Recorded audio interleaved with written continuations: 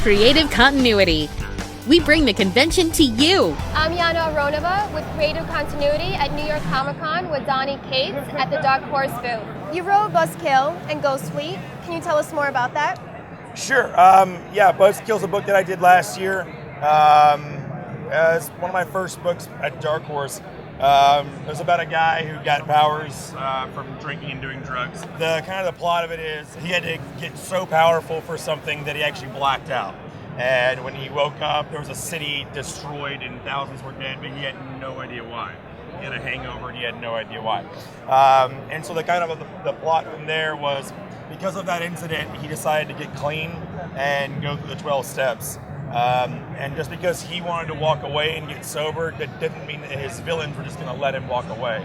So despite its superhero trappings and stuff, it was actually kind of a pretty serious look at addiction just through the lens of a comic book trope. How did you come up with that superpower of, from drinking alcohol and doing drugs? Is that from a personal experience or somebody? I'm a massive drug addict. Okay, good to know. Good to know. No, my co-writer on it is actually the drummer of the band Toadies. And we're just really good friends, and we just, at a bar talking about it, we came with the germ of the idea about if someone got powers from something like that. And the easy way to go with something like that is to make it really funny and make it him being a goof and stuff. But we really, the more we talked about it, we wanted to be really respectful of anybody who had gone through that or lost somebody who had gone through that. So I actually started going to AA meetings and doing research and stuff, and we actually took it really, really seriously. And I think the book was better for it. Each of the steps are in there, and doesn't necessarily have the ending that is typical of a book like that, but it's called Buzzkill for a reason. Well, that's why I had to ask, because that's a very interesting idea. Yeah, sometimes those stories aren't pretty. And sometimes to make them pretty would be a lie, and something that's, not honest, and sometimes that stuff can be pretty ugly. Is there anything else that you're currently working on?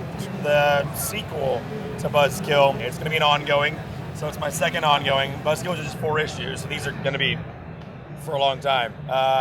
It's not really a sequel, it's just set in the same universe, a lot of the same characters come back. So the Paybacks, it's...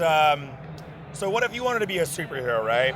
But you're not super rich like Tony Stark or anything. You can't afford an invisible jet or a suit of armor or anything. So in this world, there's a guy who can give you a loan to become one, right? Now, what if you can't pay it off? Who could he possibly send after you to collect it? Well, that's who the Paybacks are. The Paybacks are a group of C and D-list heroes who themselves are in the service of working off their own debt. Repossessing other superhero stuff.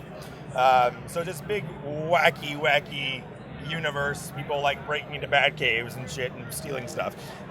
It's super, super silly. I love it. Another interesting idea. Yeah, I like taking, superhero stuff and just playing with it. And deconstructing is the wrong word because I don't think genre needs to be deconstructed. I think it's pretty perfect. But there's definitely little avenues in there, little pockets to play with that haven't been tackled yet. So. But I love that because you intertwine it with situations that could happen in real life. Absolutely, I'm very flippant about it because it's a very goofy book. It's really funny. But debt's a really big problem with people like my age and yours, I'm sure. There's a message in there somewhere whereas in Buzzkill, the main character just wanted to do the right thing, but ended up being at his own at the risk of his own life.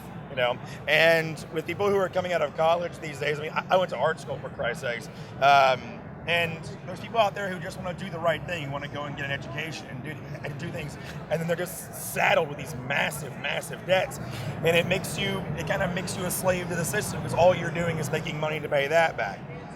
And so to kind of take that and put a superhero bent on it is a lot of fun and a way to kind of talk about an issue that a lot of people don't really want to talk about, especially in the kind of age range that people are going to be buying this, What are your other top sellers? Buzzkill's been my biggest one as far as critically in sales. I did an Archer and Armstrong story over at Valiant for Archer and Armstrong number 25. That was a really fun one. It was about drinking too.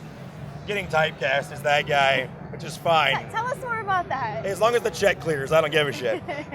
No, Archer and Armstrong is this kind of time traveling duo. And one of them, Armstrong's a big drunk, So we told the story of his first drink because he's immortal, and so he went back in time. And I don't want to spoil too much of it. Ghost Fleet. So it's based on a real thing, actually. Whenever the government needs to transport like secretive or hazardous stuff, they hire out this fleet of big rigs, big trucks, and the drivers don't know what they're hauling. They don't know where they're going, and it's all very hush hush and shadowy. Now in real life, it's pretty boring. It's like NASA parts and stuff.